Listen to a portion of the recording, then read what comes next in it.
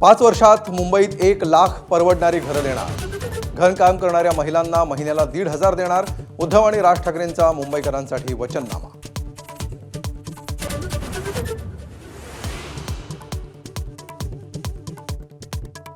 बिनविरोध निवड झाली त्या महापालिकांमध्ये निवडणुका घ्या, उद्धव ठाकरेंची मागणी। तर पश्चिम बंगालमध्ये बिनविरोध निवडणुकीविरोधात भाजप कोर्टात, राज ठाकरेंनी करून दिली आठवण।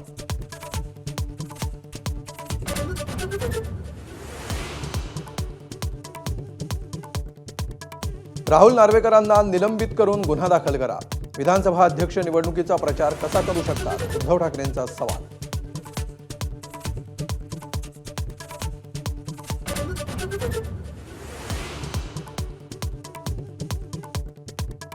ठाकरे बंधूंच्या वचननाम्याला भाजपचं उत्तर। मुंबई पालिकेमध्ये 25 वर्षात उद्धव ठाकरेंनी 3 लाख कोटींचा भ्रष्टाचार केला। एक तरी विकास काम दाखवा, साटम यांचं ठाकरेंना चॅलेंज।